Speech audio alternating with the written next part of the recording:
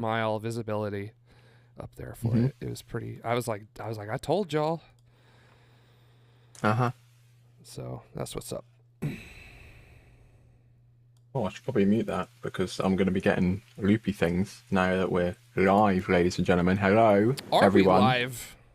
We are live. Dang, we are an hour late. I really don't know how much of our conversation was broadcast to the world just now, but hopefully as much of it as possible. Like the last 30 seconds. Oh, sick. That's cool. So everybody knows about me, like, doing stuff or things like that. So, excellent. Hello, everyone. Hi, everybody. Should we get this started? Let's get this started. that would be a good idea. All right. I'm going to start off as it says in the thumbnail and the title. Look, I've prepared things in advance, so all I have to do is Alt-Tab. You're going to be really impressed by this, right? Forget who we are and like what the show's about and everything's like that. Wow, so, it's like almost instant. Wow. Dang. Hang on, I need to press play though. I was going to say, can you put it full screen so I can see where the play button is? You want me to? Shall I? Yeah. Shall I full screen you? There we go. There we go. Let's go. Ryan, is this your show now? Yes, it is. Okay, tomorrow is history. So here we go. Oh wait, I think I pushed the wrong one. Is that the right one? No. What did I do now? Did I really mess it up? I did a good one there, didn't I? So great. Hi. Do the buttons not work? I don't know what I'm doing. So let's try this again. I'm not getting anything from you actually. So yeah, I'm looking at my screen here and it's black. So yeah. But I mean that's cool. So I mean you could speak to that. If this you want to. is. I'll speak to this. You just sit there. Yeah, so I'll look like what I'm you're actually looking at, paying everyone. Is so this is launch footage of the first ever and only ever so far British rocket to make it to orbit, launched from Wimmera in 1971, 51 years ago today. If you're still pre-midnight, if you're in Australia where this actually happened, then it was 51 years ago yesterday. I got you up full by the way now. So you got it to work. Well done. Well done. Thank you. You pressed the right button. Yes. So yeah, it's a very important thing, and I'm gonna do a really smooth transition here and say if you want to learn more, then make sure I don't know what this is. If you want to learn more, then tune into part 2 of the documentary, which should be coming in the next few weeks. I'm gonna be talking about Black Arrow, another rocket, and some other stuff.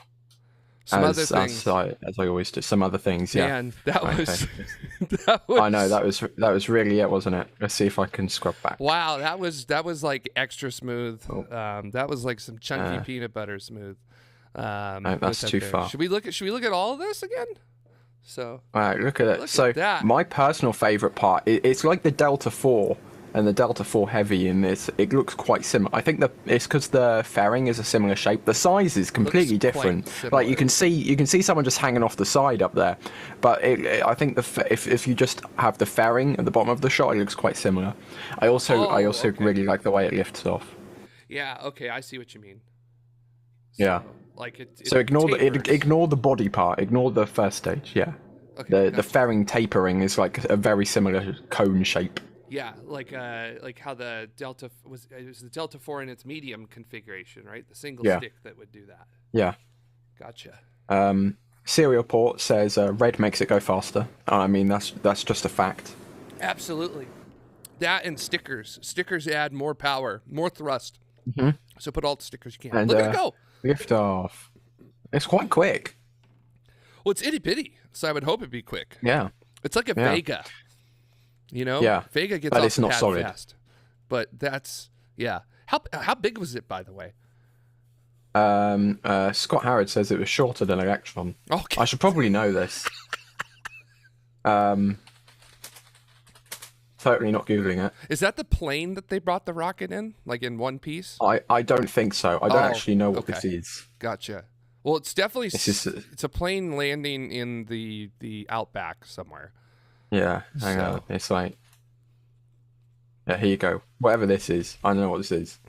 And now it's just some bloke's truck. It's like tea It's consumption 13 for 1 week. meters tall. 13 meters. That's tiny. That's itty bitty.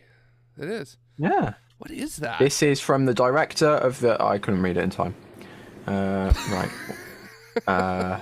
Where's the close button?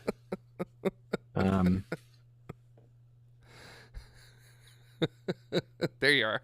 Magic. Welcome There we back, go. Ryan. Welcome back. I'm back. So that was that.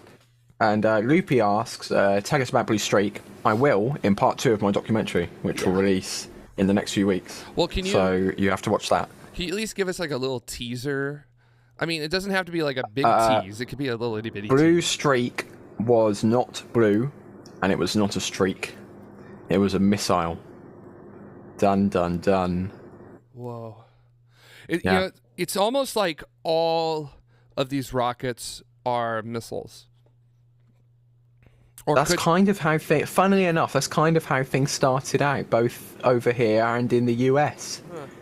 It's a funny coincidence that, and in Germany. I gotta say, very interesting with that there. So, yeah. I was about to say, actually, looking at the history of rocketry, really the first written records of rocketry, you go to China in the 13th century, essentially, and it is a weapon of war at that time. So like we've always used them to blow stuff up. So turns out it's just that we've decided to start putting smart bits of metal and also smart bits of meat at the top every once in a while. So yeah. So it's really, really cool. And I got to say, for those of you who have not watched your documentary yet, Ryan, do not stop watching. But once you're done watching, go watch your documentary about the British space program that almost was. And in some respects, I don't want to describe it as like stopped, because obviously there were still things done. Fizzled out. It was it was a bit of a dud, I guess, is a way. Say. You got the dud.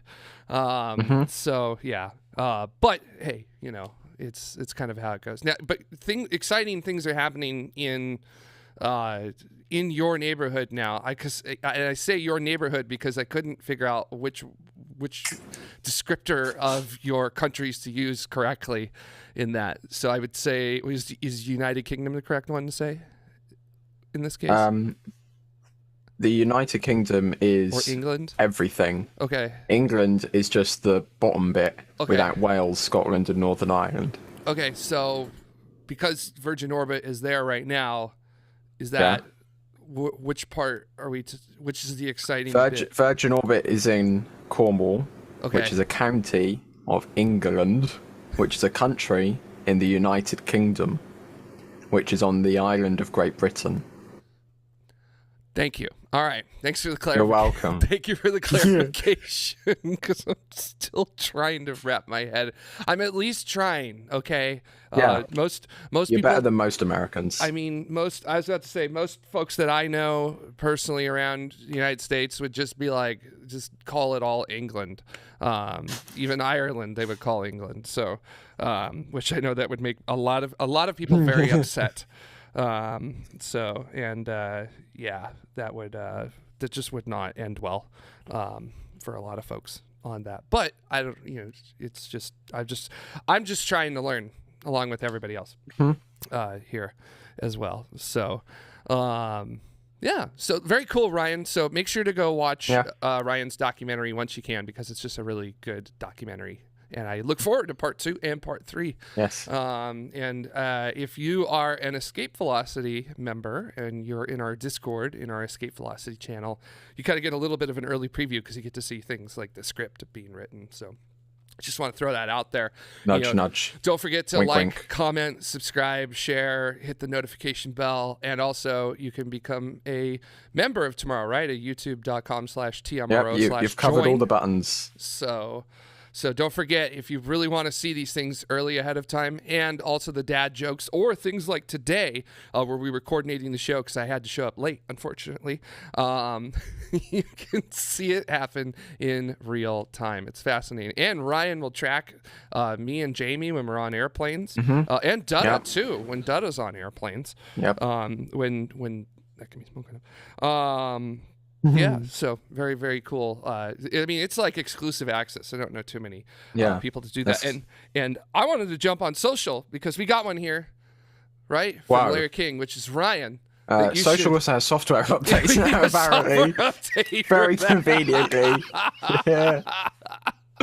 I'll tell you one thing also. Another nice thing here at TMRO is that we always show you when your software updates need to happen because we have software updates that need to happen too. So don't forget to update your software, everybody, wherever it may be at, because right now we need to update our software as well. But I mean, hey, at least we're honest in front of you with all of this here today. So Ryan, Psyche schedule. Psyche finally has an actual date. We were told 2023 kinda, July maybe, September maybe, that kind of time. It was kind of like a summer window and then an autumn window, but finally we have a date, October 10th, 2023.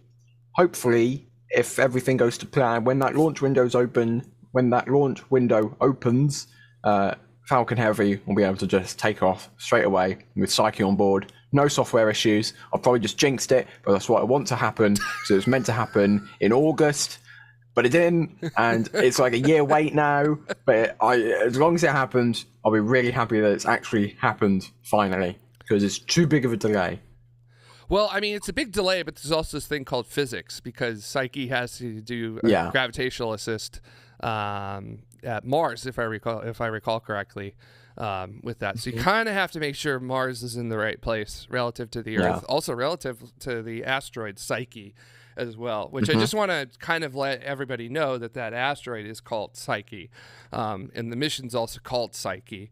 So is this not confusing? So I imagine it's almost less confusing than Didymoon, Dimorphos, and Didymos. Oh, I hate that. I just want my Didymoon, everyone. Just give me my Didymoon.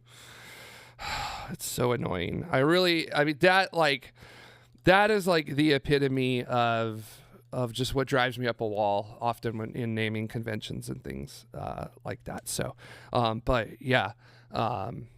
Physics kind of dictates things like that. So, which Larry's saying the arrival time is August 2029, which is a few years away, but fun fact, space big and takes a long time to get places. Yeah. Especially with little energy using gravity assists. So, yeah.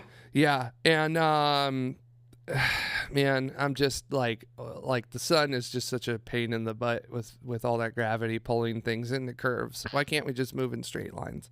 That would be bad. But hey, if it is, if it kind of starts to go and everything with that, I might actually try to make it to this because it sounds like a good chance to just get the heck out over there and see a Falcon Heavy. Actually go to Kennedy Space Center for the first time. Yeah.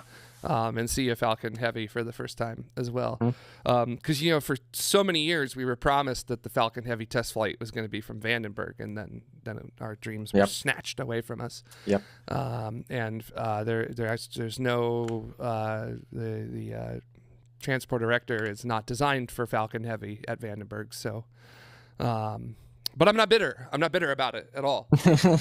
Not at all. So I mean, you've only lost Delta, and now you're going to be losing Atlas soon, and you never got Falcon Heavy. But at least you'll get Vulcan and Firefly. I didn't get to go say goodbye to Delta IV Heavy because of stuff I had to do, and then I'm also not going to be able to go say goodbye to Atlas V as well because of previous obligations as well. Also, I mean, I just don't want to be out driving on Halloween night. Like, that's just it's not a good idea. I don't know. I just don't feel like that's the best idea to go with it. But I mean, I'm not mad at all about this. So, I mean, it's, bridge or water. I almost said bridge under a water. I don't know how I host this show when no one else is available to do it. But yeah, I'm not mad. I'm just saying I'm not mad. So I don't have enough money to go buy a social media network to say how mad I am. So anyways, did you want to, since we were talking about Psyche and visiting asteroids and other things like that, yeah, I want to talk a little bit about Lucy, if I can. Yes, if that's cool with you. It flew past Earth. Yes, it did. It just very close. It went past Earth. That's actually the noise it made as it went past Earth was okay. With it. But that's what I was expecting, to be honest. Yeah, and it did. It made the noise perfect. But this is Lucy as it was, configured to fly on that Atlas with it. And as it flew by Earth, it did a little test with its instrumentation on board. And look at that! Look at that really great photo it got of Earth. Right there. So that's it. That's as good as it gets. I didn't know Earth was so black and white. I thought it would it's a strange color, Yeah. Like when you look at the Earth from on the ground, it looks kind of like green and blue and maybe some sandy yellows here as well. But that looks quite like black and white. It turns out we're wrong. So it is indeed black, white, and gray. So really? Yeah. Yeah. Must be our eyes that put the pigments in the colors, and that's how the physics works, right? It's something like that. I don't know. I think it's. I think the liquid carrot tank on Lucy may have ran out with color there. Yeah. But I also did want to show another image that it took during its gravitational assist with the Earth, which was this. Which, if you're kind of looking at your screen real quick, wondering why did I show you a smaller Earth over here? Well, I also want to show you that there's a moon over here as well. The Earth's moon is right there. So. Let me just zoom in here real quick. There they are. So you can see them at opposite sides, about to scale, honestly. Pretty close to it. But yeah, it's pretty good. I'm sure that they will be able to determine, color and other things to make images because its camera is not set for color. But I'm sure they'll be able to work with that and pull color out. They'll be able to figure out color with it with things like that. So trust me, there's people smart enough who can do it. And then also I wanted to provide a little update too, because one of the things with Lucy, which just to have a person for scale here, I didn't have a banana. I'm very sorry. But you could imagine that person is eating a banana within their silhouette. And there you go. There is a banana there for scale. If you think how big a banana is compared to your head, and then put that next to that person's head, you can get the banana for scale. Yeah. That's a good. Ryan, your logic is sound tonight. It's working pretty good. My logic is immaculate. And just after launch, when they were deploying the solar panels, they found out that one of them did not fully deploy itself. And they've been able to work with that, and they do have a plan to try to continue to deploy it. It deployed itself. It was still generating about 95% of the expected power. So it wasn't like it was too big a deal. And they also said that in its non-fully deployed position, it was still, it was not going to be an issue in terms of attitude control with the spacecraft and being able to do things like that. But yeah, there you go. So it's good. And they're actually going to try to figure out if they can sort of spool back the, I believe it's what's the name of the string? What they call it? I don't know. Someone in our chat room will be able to remember it and correct us swiftly, as so often happens. Which actually, that's how it usually works. I was going to say, I think we actually. I got a bug up in my face here. Sorry about that.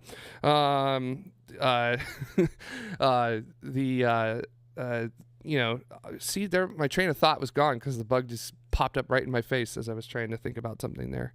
But probably wasn't worth going with it. So. Somebody's saying to be pedantic.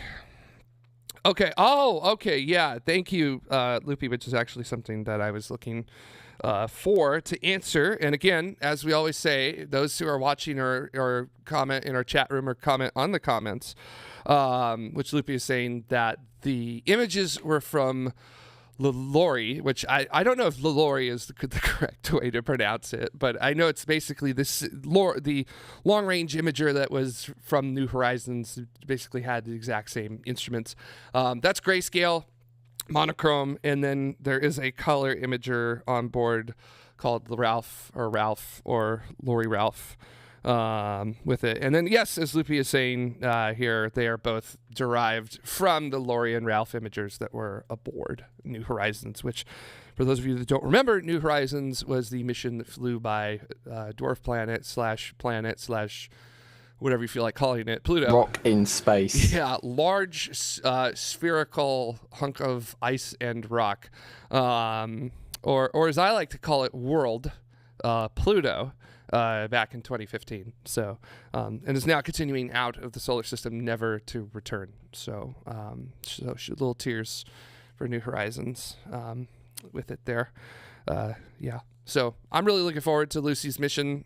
Lucy is visiting what are called Trojan asteroids. These are asteroids that are in the gravitational balance points between Jupiter and the Sun in Jupiter's orbit, which means that they've probably been there since the formation of the solar system, whenever Jupiter finally got into its proper orbit, sometime around there, and they've been probably relatively untouched, which means they're pristine material. And Lucy's flying by just a large number of targets, a ridiculously large number of targets. And I'm really excited actually for one of them because it's like a double asteroid, but the two asteroids are like 100 kilometers in size each. And I just like, that's wild. And I can't wait to see what that looks like. So, yeah, I'm very excited. So, yeah, it's very, very cool stuff. So cool stuff amongst other things. So, Ryan, what else have you got for us? I'm going to do another really smooth transition here. Are you ready? Sure. Yeah. Are you ready? Yeah. Oh, hang on. Go for it. I got to press the other button. Should I be somewhere specific? Like, should I be on you? Okay. So, just going to completely rip Master Space Flight's video here. That's okay. Why not? I wear those shirts every once in a while, so. that pays off. We have a deal. I wear the shirts. We can rip whatever we want. We'll screen them. I think. Boom! Well, good boom. Raw, Falcon Heavy, static fires. Finally, the first time 27 Merlins have ignited on 39A since June 2019. After a little bit of a few teething issues getting the vehicle integrated onto the pad. Essentially, 39A didn't understand how to talk to Falcon Heavy because it hasn't seen Falcon Heavy in so long, which is, unheard of in the aerospace industry. Teething issues? Pff, I have absolutely never heard of ground support equipment having a problem anywhere. No, never.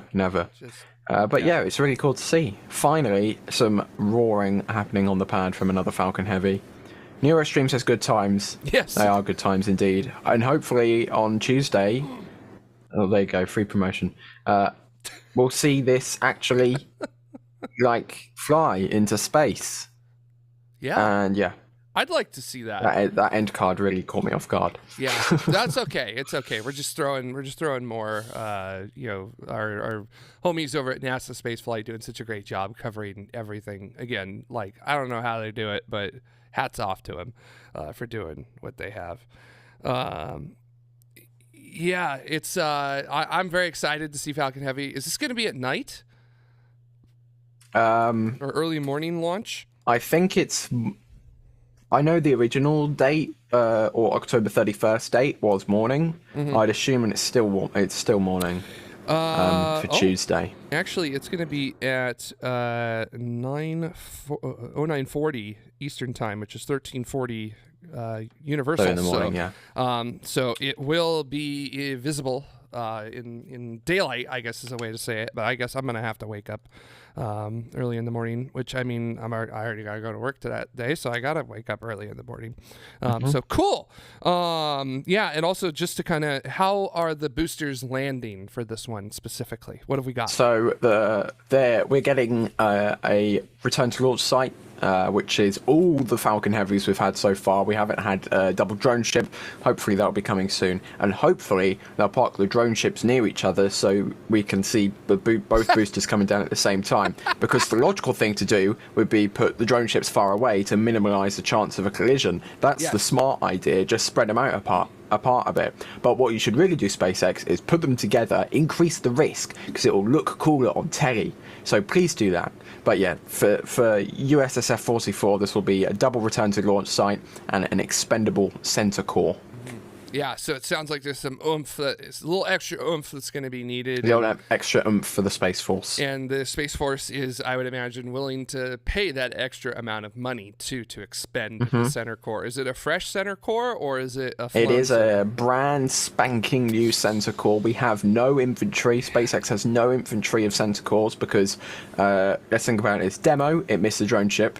Arabsat, it hit the drone ship, landed successfully, but then fell off the drone ship. And for SDP-2, what did it do? Oh yeah, it missed the drone ship again. So all 3 times that SpaceX have tried to recover a center core hasn't gone too well. So this is a brand new booster, which they're throwing straight into the Atlantic Ocean. I'm sure the fishies will really appreciate that. But yeah, that's an expensive, improved, strengthened Falcon booster for the Space Force, which they're then just throwing away.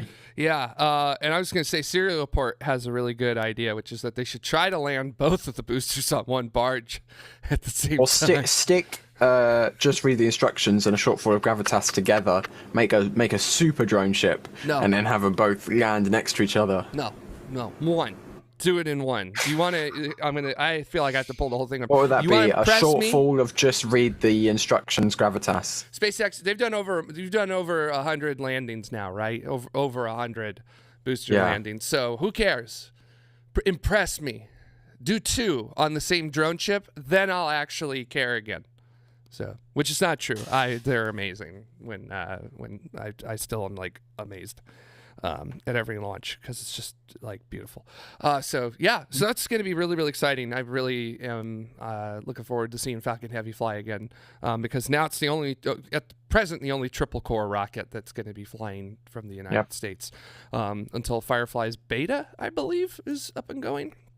So beta initially, I'm not sure if they have any plans for a beta heavy, but beta is going to be single stick. I'm sorry, beta's just bigger. So beta's just bigger. Why did I think Firefly had a triple core? I don't know. Maybe they had one at one time, but then they I don't know. I don't know where I am at this point. Yeah, but yeah. Oh boy, I love this. Eric here saying that I want a formation re-entry and landing with that. Yeah, who needs the Blue Angels when you've got the SpaceX's cores, the SpaceX side booster cores, or side boosters, whatever you want to call it. I don't know. Yeah, so... And Aravale has a good point. They think beta was going to be triple at one point, so that's probably where you got it from. I swear it was said it was going to be beta at one point. It's just going to be...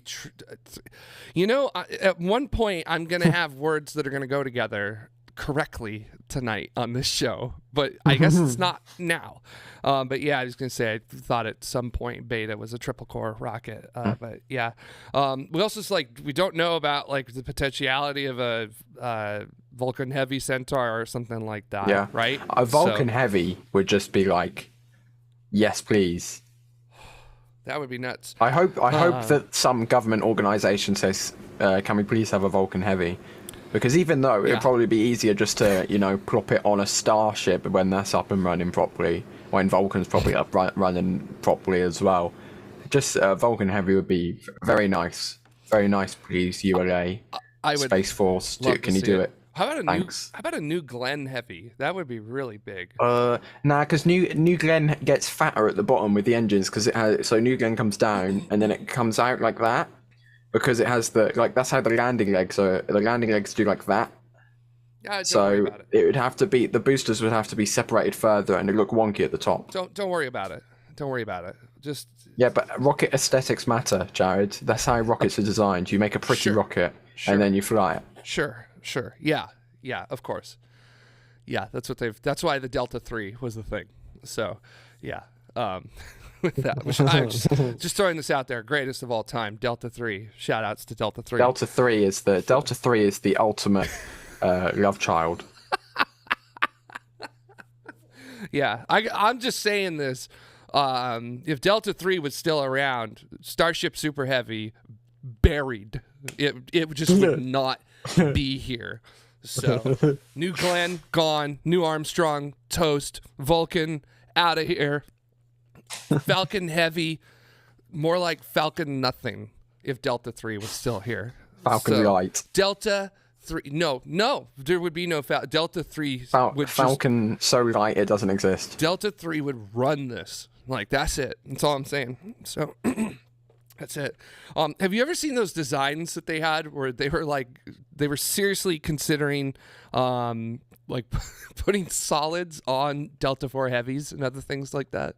So there's some really wild designs out there with Delta 4 heavies, with like the what were they, the Gem 60s, I think, the solids that flew on Delta 4s, something like that. So yeah. Loopy says that Delta 3 is the best rocket, and I will ban you if you disagree. I don't disagree. Our chat mods are now going rogue.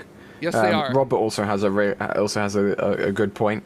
When starships are reliable enough, have them show up at air shows, land, refuel, and go. I think a fly past of a starship, just zooming down a runway, very, very quickly under the power of Raptors would be an interesting sight. I fully endorse that. And someone else had I'm looking for the comment here. Yeah, from Eric. Or hold on, I'm getting right.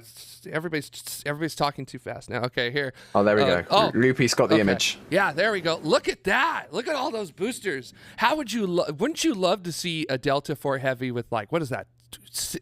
12 boosters. Think of the name though, because Atlas 5 has 3 numbers, which is for fairing size, booster number, and then number of engines on the center upper stage. Just think of how many different numbers you'd need for all of these different variations. I think we'd have to start using words like. Well, they already use words for Atlas. Like, we'd run out of words. Like today, we're launching NROL 483 on a Delta 4 Heavy, Jesus Christ, something like that. I don't know. So I almost said bad words. So yeah. Yes, people. Oh man, our chat room's lighting up with all of these. These are so great. Yeah, JTTV is like heavy lift vehicle, 81 tons, baby. Yeah, I'm right there with it. Loopy, really good discussion, really good version there. Which is Delta. I mean, that it really rolls off the tongue, doesn't it? Delta 8675309 Heavy. At 1900 UTC last Tuesday, this Delta 8675309 Heavy carried. I mean, it really fits into space traffic there. Yeah, I was going to say, here's the comment I was originally looking for before we got derailed, which is Eric said, that would be so cool, land a booster at Oshkosh for EEA or Venture with that there. I like this one from RFL as well, which is that skydiving in the stadiums will be replaced by starshipping in the stadiums. We're going to just, we're just going to do that. National anthem's going to go. You got to make sure you really time it right. So don't want to interrupt the anthem while it's still going. So that's really important that you don't do that. So yeah, cool stuff. Yeah, Larry King has got a good one here, which is it reminds me of the names of exoplanets. And yeah, Loopy makes a good point, which is that it's just like Delta 2. Delta 2 Heavy was really actually Delta 2 7925H, which is true. So yeah, and the rocket's red glare, the audience could not bear the noise from the Raptors. Raptors are more bluey green though, so that's true. So, I mean, you might have to change your national anthem. What's interesting is that part of our national anthem is referencing your country's invasion of us, right? So that went well. Yeah. Well, the second is the second time. Yeah. Well, 1812. So which is one that I could tell you from my knowledge that I have of the War of 1812 is one. I thought you were going to say personal experience. No, I wasn't there. It's a little bit before my time. But I could tell you from my education, everything I know about the War of 1812 is that it happened in 1812 and that it was between the U.S. And England. And y'all burned down Washington, D.C. So. Well, you threw our tea in the ocean, so I think that was a legitimate and like 40 good years response. before that, So, like, And are you that salty over tea? So if you indebt us with some tea, we will want that debt back. okay, I understand. It's like if nowadays England decided to throw like a whole bunch of trying to think of a very American drink, Mountain Dew in the ocean. Like you just sunk like a. I mean, like that a would make the world a better tank. place. So What's that? I don't think anyone would be. That would make the world a better place. I don't think anyone would moan about that. That would be an improvement to all life on Earth. Great. Yeah. Anyways, that's the Star Spangled Banner. That's probably the only thing that you will. That's probably the only time you'll hear us talk about the Star Spangled Banner on the show. Is when we talk about our rocket's red glare. Because it's the best line of it, right? Like if you ever the Boston Mountain Dew Party, very nice Neurostream. It's fantastic. Scott's got a very good one here, which is shots fired on this one, which is pour Bud into the. I think you were going to say Thames there, which hopefully I'm saying that correctly, Ryan. Yep. Nice. Yep. Thames. See? Well done. Every once in a while, I can actually listen to what's going on. So yeah, but I mean, also, I really don't think anyone's gonna say no to you pouring Budweiser into anything other than your body. Just like Mountain Dew. Yeah. So no, you're good, Scott. Scott's like, I did a typo. No, you're fine. We got you. So we can figure most things out here at tomorrow with that. So yeah. So interesting. Interesting to go with that. And I was going to say, because we're on the subject of food, should we? Do you want to talk, or can I talk a little bit about something that our viewers last week nicknamed the chicken fingers of creation? Yes. Which is, of course, very, very delicious chicken fingers of creation. Yeah, which is, of course, the beautiful images of the pillars of creation that have been taken by Hubble throughout the years. And then we finally got our own set from the Webb, the JWST. And now we got another one from a different instrument, the MIRI instrument, which is one of the coldest instruments on board of JW, and this is that lovely image that we got from there. So you can see it really cutting through a lot of the gas and dust and giving us that great structure, really showing us things like the stellar wind from these baby stars that are right there. That's a good one, Loopy, which is that, oh man, they left the chicken fingers out for billions of years, and now they've gotten moldy. So that's very true. I mean, they do actually look kind of mold. This is going to ruin your view of the chicken fingers of creation forever now, but they do actually look kind of like when mold gets that kind of fuzz on the outside of bread or something. That's what it looks like. It's kind of fuzzy. JTTV, I agree. Spooky, just in time for Halloween, going down with it there. But yeah. Oh, JW are taking great images. It'd be a difficult costume to recreate, though, because you kind of have to find copious amounts of gas and then kind of just have it hover around you, I guess. And you've got to carry that all with you. It seems like a lot of effort. There'd be many, many other things which are a lot simpler to dress up as. So I wouldn't recommend dressing up as the chicken fingers of creation for Halloween. Or just set it so that like it's like printed out for you, so that way it's already in there, so that way you can just. Well, it wouldn't be very authentic if it's just a picture of it. Okay, you've got to become it. Don't put gas and dust around you. That's not going to end well. It's just a bad idea overall. So it was the last time you wanted to be around somebody who just had a whole bunch of gas floating around them. So I don't know too many people. So I mean, have you even been in a situation like that before, Ryan? So I mean, like having been in a tent myself on many camping trips with another person there, it is just not a good call, especially when you're at altitude. Oh my God, everything that can go wrong does go wrong at that point. Oh my gosh. Oh, Loopy. Yeah, I was about to say, here we go, everyone. Copious amounts of gas carried around with you and all around you. Sounds like a Taco Bell joke. Ryan, should I? Dare I? You should go. Yeah, you should. You should. Yeah. So yeah. I'm gonna make some James Webb images later It's not tonight. sponsored by Taco Bell. Yeah. So, anyways, I'm sure people who are listening to the audio version of this are now like, huh? What are they doing? So yeah, there are some really good costumes that you could pull off for Halloween that involve science and stuff. I almost brought my banana costume tonight, I gotta say. Right? So, and I was going to open up the show by being like, "Hello, everyone. I'm Charles Leclerc." But no, it didn't end up.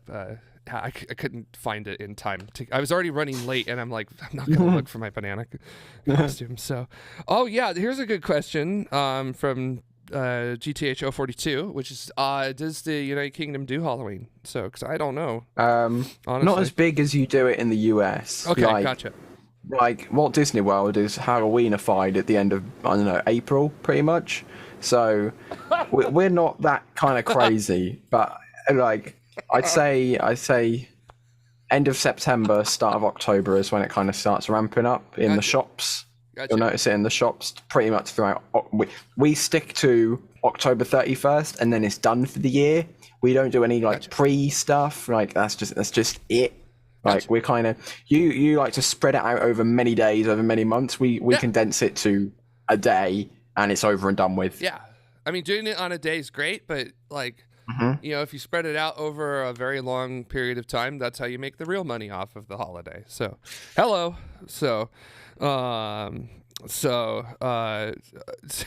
Neurostream, I find it weirdly relaxing when Jared and Jamie eat fast food on air. So I just want to say I have not eaten my dinner yet because I was late. So on your behalf of all of you watching live, and maybe a little bit for you on demand, my food is still sitting in here. And if you're a member, you can watch me eat it. So see, membership gets you things. TV. I mean, $1 a month. What more do you want? Are you not entertained, people? So yeah. It'd be pretty good. It's you don't want to eat that. It's not really food. I didn't really have much of a choice, coming in. I just wanted to get in and have a little something that I thought I was going to eat before we went on, but whatever. We wanted to be here, and here we are. Space couples costumes. I think that should be a thing. Hubble and Webb.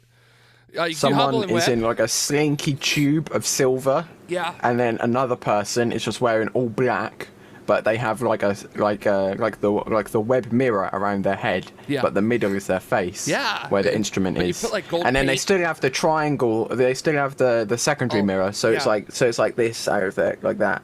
Yeah. Cool. Yeah. So it's almost like a plague doctor thing, but like. So you can see yourself in the secondary mirror. Oh, okay. Very cool. I see. My thought for a Webb couple's costume was going to be someone dressed as Webb, and then the other person could be like a head in a briefcase, and it's full of money. And then there's a clock, and the clock is spinning really, really fast as time goes by. So that was my idea for a couple's costume for Webb. Webb, what if time going out of control?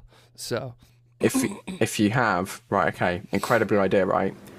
One of you dresses up as one half of a fairing, and the other person dresses up as another half of a fairing, and then you can put little Starlinks inside. That's what the sweets are. You're eating Starlinks. Oh my gosh.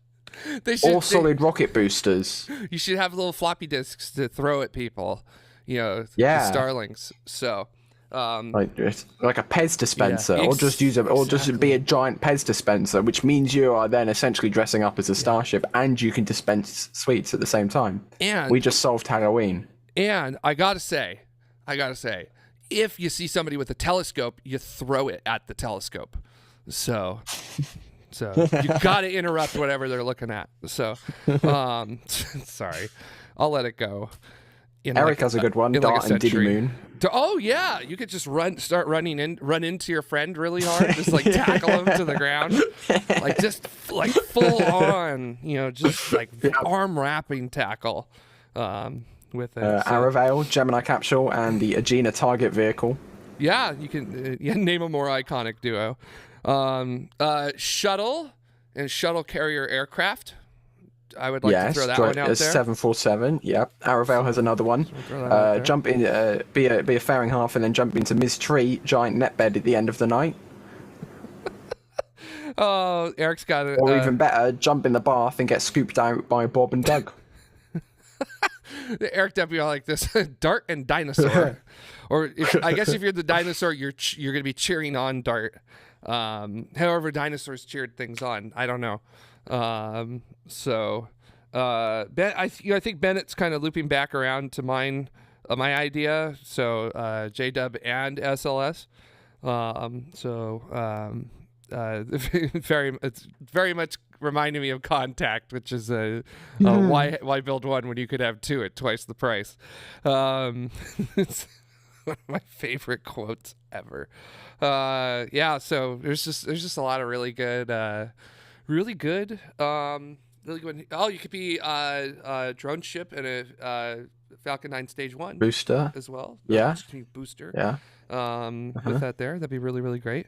Oh yeah, exactly. Loopy just like immediately slid right in Falcon and landing barge, and then Loopy said Jinx. So I guess I owe Loopy a Coke or a drink of choice or whatever. I don't know. Don't know exactly how that works over the internet, but we'll figure it out. Bennett, I'm liking this one. It's just the Maverick and SR-72. I feel like, is it a spoiler at that time? I don't know. So, it's technically not the SR-72.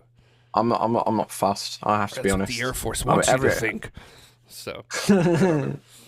Raul here. Gumdrop and Spider. Yeah. So yeah, I was just thinking lunar command service module and Larry King command service module and lunar modules. Peter. If you know Eric, if you know some twins, Falcon Heavy. These are brilliant. Yeah, you guys are coming up with some good ones. Serial port, I really like this one, which is tell people you'll come as SLS but show up very, very late. So you can do that with web as well. With that, So well, if you show up as SLS, you can start leaking. Although I'm not sure that your hosts will appreciate that. All right, Ryan, thanks for the natural point in which welcome. I think we can... oh, my gosh, Loopy, yes. Okay, so those of you who aren't members, we have talked about the fact that when I was at a conference, oh my gosh, like 11 years ago. Are you grabbing them right now, Ryan? Is that what you're doing? I'm trying to find them. Okay. Loopy said, if there is a human-sized version of the cursed United Launch Alliance plush design.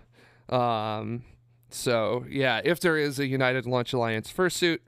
Loopy claims that. Oh, not just claims. Loopy says there is. I've seen it. I've seen it. With it, there it is. There you go, ladies and gentlemen. In my room, I have all three of these unholiest of unholies. So that's their plush that they're giving out back in the early 2010s. That's an Atlas 5 plush.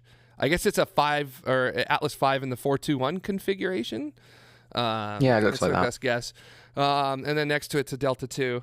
And then also I have those two and the Delta 4 Heavy to go with it. I couldn't find a picture of the Delta 4 Heavy on the internet. So it's cursed. I think we should do a show and tell, and you bring them in and scar everyone for life. Just about to say I should like set them up so that they're like hanging in the background in front of Planet Calf here.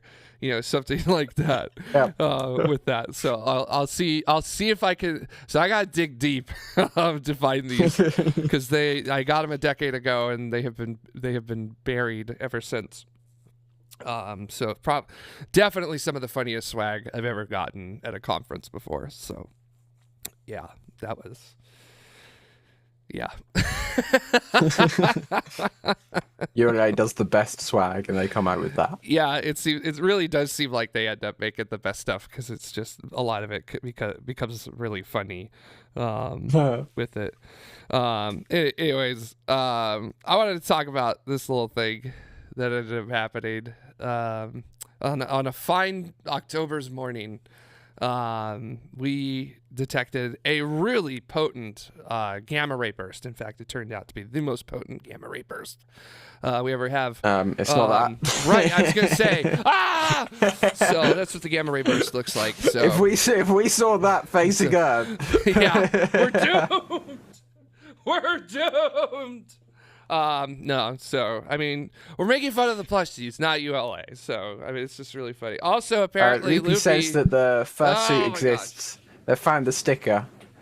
We are holding. Okay, we're holding. The countdown is hold. Hold. Yeah. Oh, Bennett, that's a good one. Which is that the plushies are the result of the gamma ray burst, possibly. So that's very true. So. And we can now resume count. Oh my gosh, there's a person in there.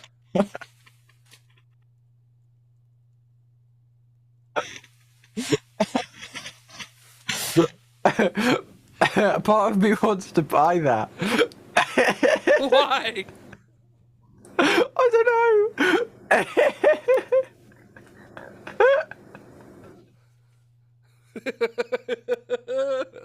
Oh my gosh. Oh. God has abandoned us. Wow. That's impressive. Oh my God.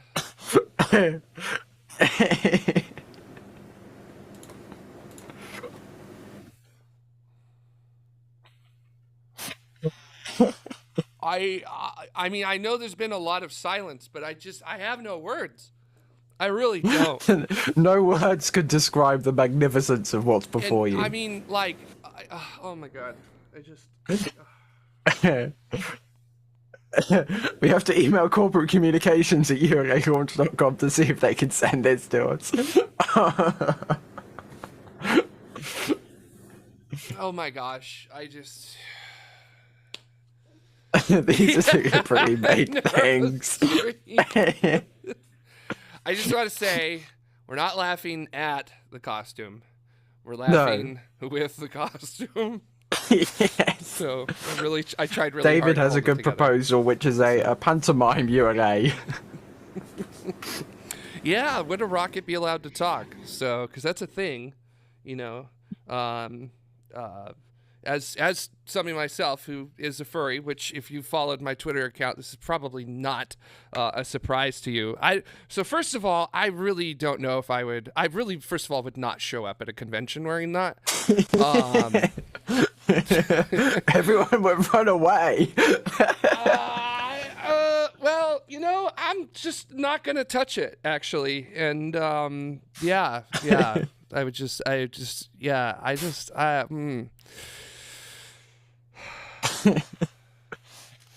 I might see if after the show we can get that turned into an emoji or something. I think that would be a good emoji.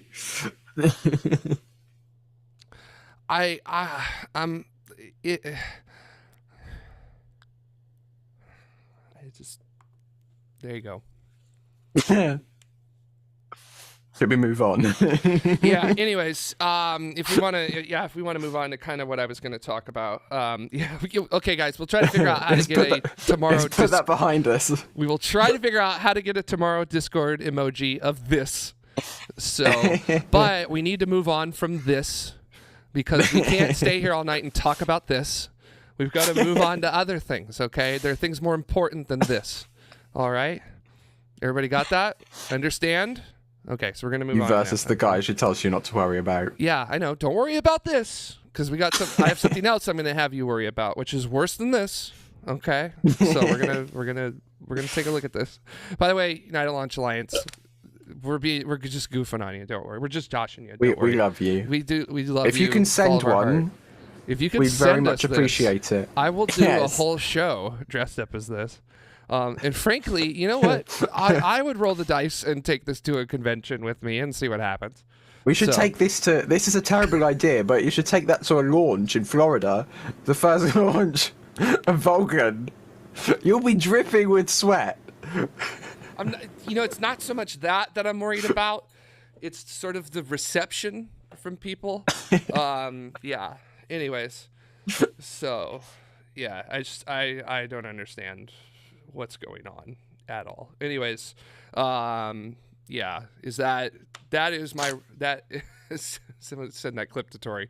I have now decided this is my rocket Sona.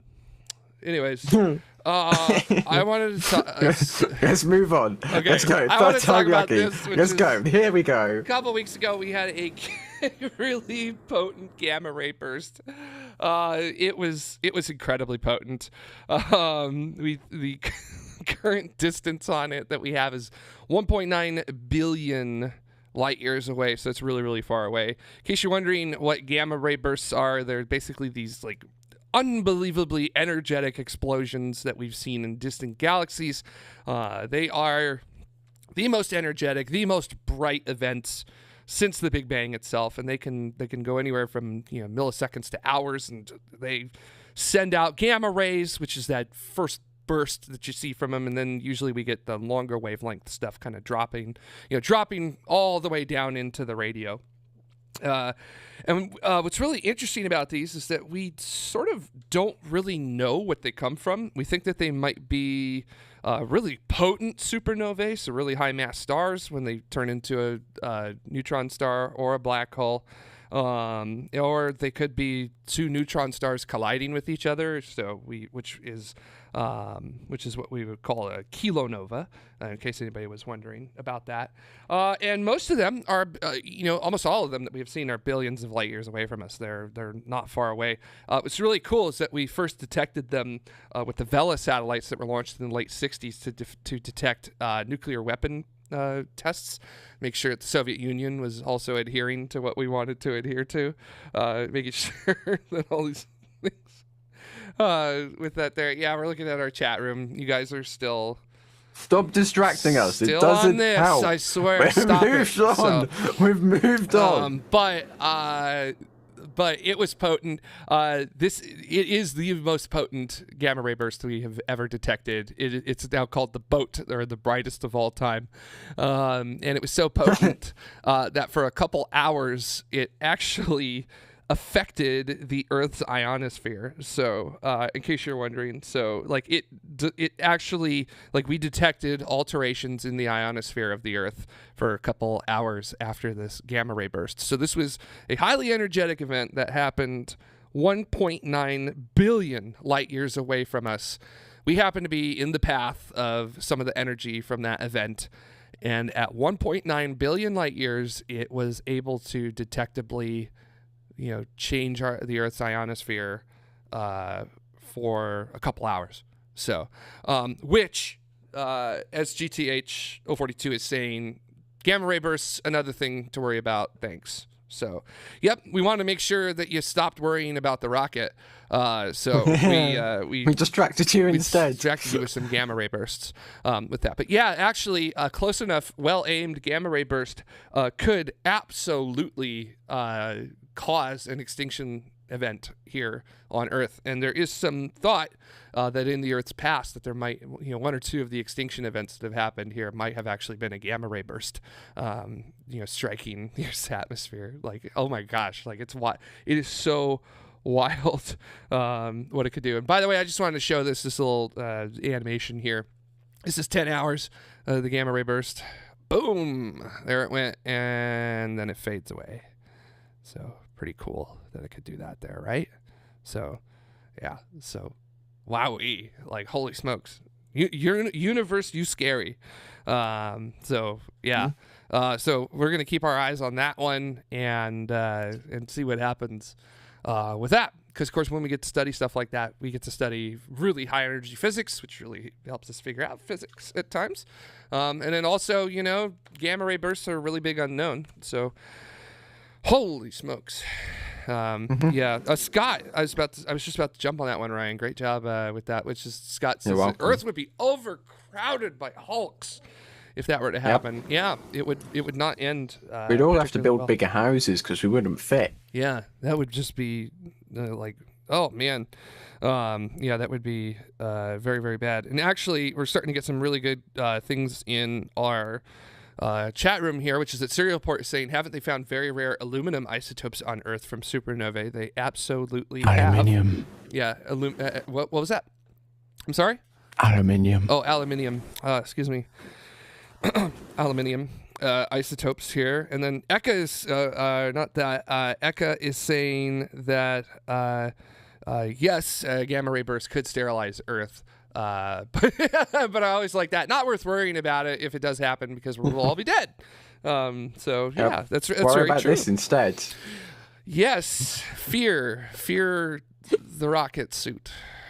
Boy, that's just that is going to become a very long running gag on this show, much like Jamie's rocket. Which, if you don't know what Jamie's rocket is.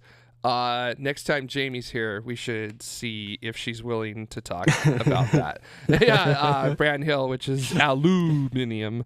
Yeah, so, yeah, you say aluminium and then I say aluminum. So, honestly, I don't know why we say that differently. Lazy. So, you're lazy. I don't know. You take a good thing and you ruin it. I'm sorry. I didn't choose this.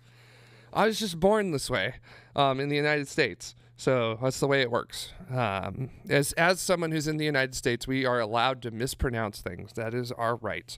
And not only are we allowed to mispronounce things, we're allowed to have people think that we're smarter when we completely screw up how we explain things.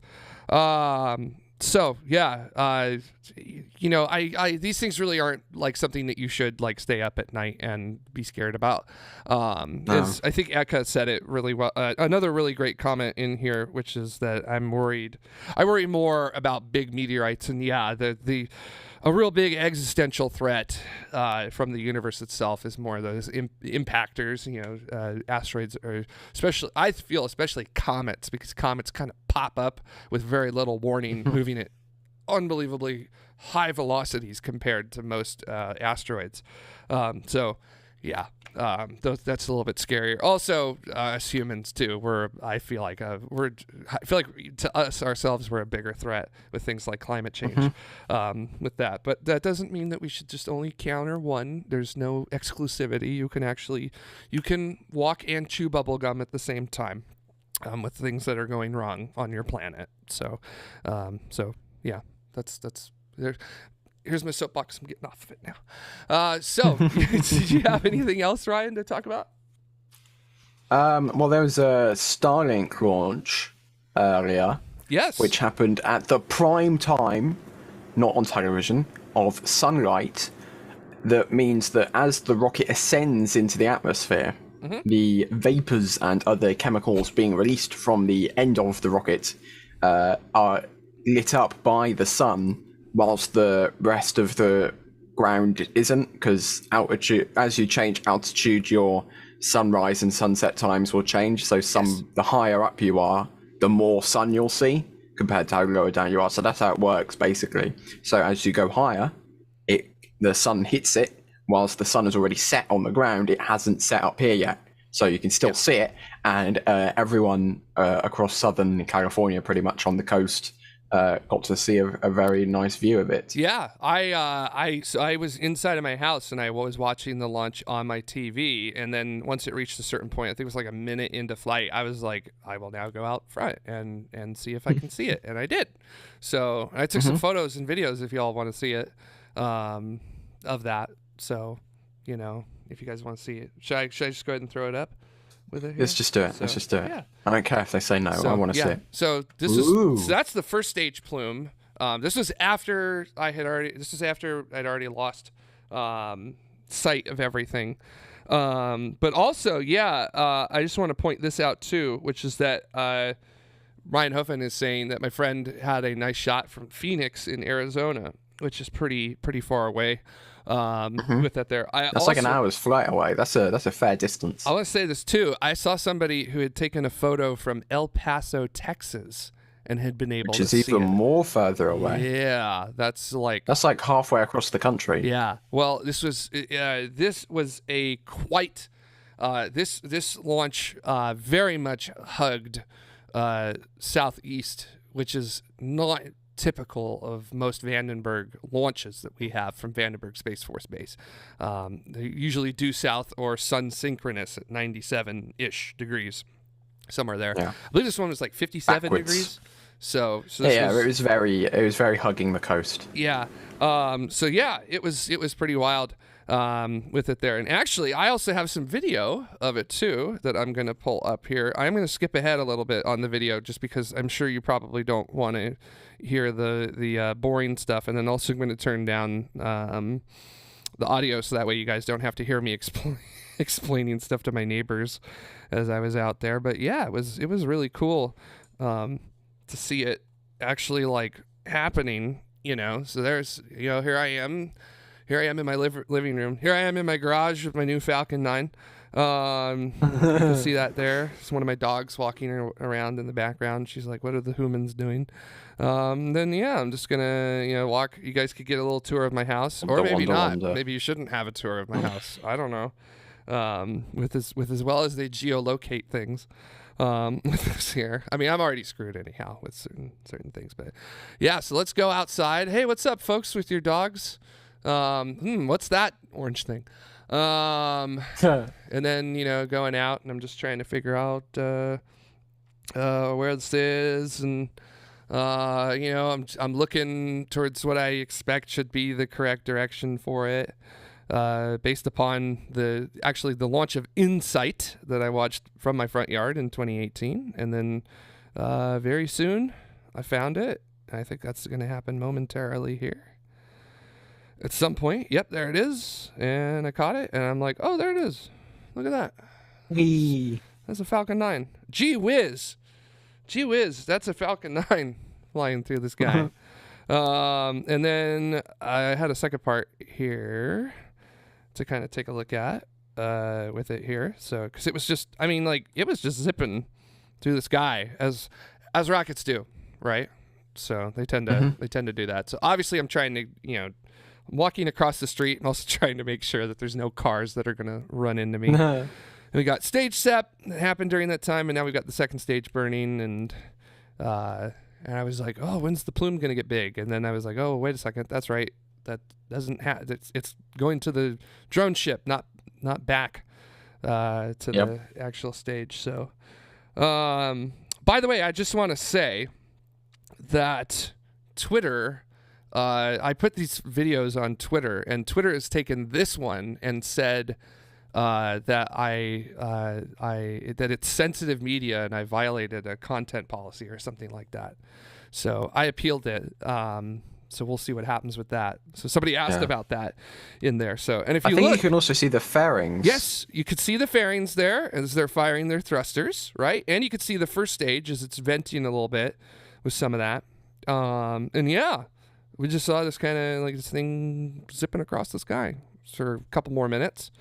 It was pretty cool, Hey, there's the trail. There's an airplane, right there. So whoever was on the port side of that plane got an unbelievable view, I would imagine. So yeah, it was just really cool to watch it. So, and then like there were people outside on the street that we were watching it with too, and it was just really a very nice moment to share with everybody with that there. So I always like it when we get to share space. Always get to share space with people with stuff like that. So yeah, it was really, really cool. So yeah. I feel like the only better way to have watched it was to have been at Vandenberg itself, but that was not going to happen that day. So, and then our fail says it definitely looked like you're filming the people with the dogs. Actually, those people with the dogs looked over before I even got across the street and were like, "Ooh, what's that?" So I kind of walked over to them, and while I was filming, I explained what it was. and they thought it was very cool, and they stayed there with their dogs and watched it until we couldn't see it anymore. So yeah. So again, these like ways that you can like get people excited about space without like having to, I don't want to say having to put in a tremendous amount of effort, but like you don't, that's how that goes. So, so we'll see what happens with my Twitter account and something like that. Very good. I mean, he's got it for an hour and he's already screwing up parts on it. So, so it was pretty cool. And I really want to see it. I really want to see a return to launch site now, because that's when the two plumes fire into each other and you get the huge amount of exhaust, not like that where it just coasts to the entry. You just need to find a launch which is an RTLS, which is rare. Yes. And then a launch which happens at Jellyfish Hour, which is rare. Yes. So you've just 2 things to do. Problem solved. Yeah. And also the problem... The only one I know which of that was Cosmo SkyMed from the Cape back earlier this year. Yeah, I was going to say there's another problem with that. The third problem, which is that I have to convince myself to stay in LA for it, not to actually go watch it at Vandenberg. So that's really, really tough with it. RVL's also got another one, another condition of it too, which is that it actually has to be at Vandenberg with it as well. Yep. So yeah, that would be it to do that. So yeah, it was pretty it was pretty good. So so a lot of us in Los Angeles saw that last night. A lot of us in the southwestern United States saw that last night. I imagine folks in Baja, Mexico, and probably western northern Mexico as well saw that last night. So very cool. So thanks, SpaceX. I like it when we get to see rockets and I don't have to do a 3-hour trip and then 3 hours back and pay for the gas on the way back, or excuse me, petrol for it. That would go. I know. We called it liquid gas. Don't get mad at me. I didn't do it. So, but that was it. So that's all I got, Ryan. If that's all you got, so yep. So the thing that we always like to do when we're done is that we really like to thank all of our members of Tomorrow, such as Neurostream, who is currently our only Tomorrow Model 33 Plaid Pro Plus member. Neurostream, thank you so much. We absolutely adore you. And if you would like to become another Tomorrow Model 33 Plaid Pro Plus member, you get some absolutely amazing stuff to go with it. We make your own thank you slide basically with this here. So, and also we just sing your praises like we are right now, Neurostream. So yeah. And then in addition to that, we also have our Escape Velocity members.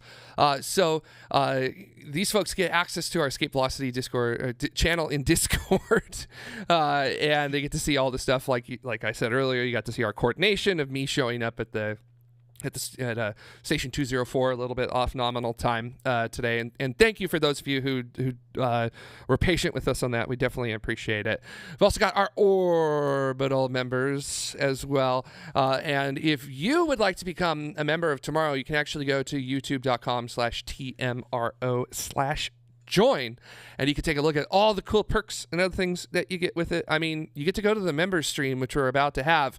So our suborbital members here are going to be able to watch us continue to talk. We usually do about an hour. I don't know today if we will, just because of the late start and everything. And it's really early for you, Ryan. Like if you bounce, Ryan, I can stick around or something like that. I don't know. And then also we have our ground support members. We definitely appreciate each and every member as well. We really can't do this without all of you. Seriously, it is just like, oh my gosh, like I cannot tell you the amount of work that goes into Tomorrow and other things like that you help enable by supporting us is fantastic. And then below ground support, Ryan, we've got System support. No, they don't get their name in the show. but your support is still very much absolutely generously appreciated. Yeah, so big shout out also to all of our system support members as well.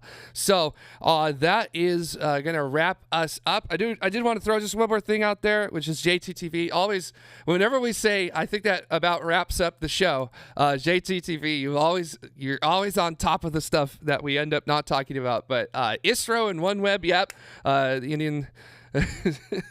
ISRO, which is India Space Agency, they ended up launching a payload for OneWeb this week, which was great. And fantastic also to see ISRO return to commercial service this week. And maybe we'll talk about that a little bit later. Also, Raul Santos is asking if we become a TMRO Model 33 Plaid Pro Plus member, do we get a United Launch Alliance plushie? I don't know. I don't think that's included unless we can source this, like start a production line from Tory Bruno. I don't think that would be possible. Sadly, I don't think that's gonna go. And then Stephen Ghost is saying, "Hey everyone, what I miss? Just the show, an entire show, just the entire show. So it's okay, Stephen. we're just having a little bit of fun at your expense, but don't worry. We'll be catching you all in the members only stream, which we're about to go to. So all of you who tuned in, thank you so much. We appreciate you.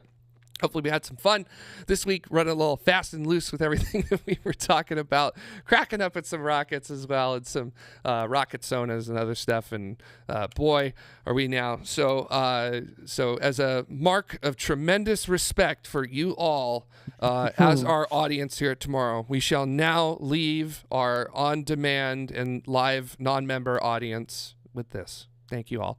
Have a good week.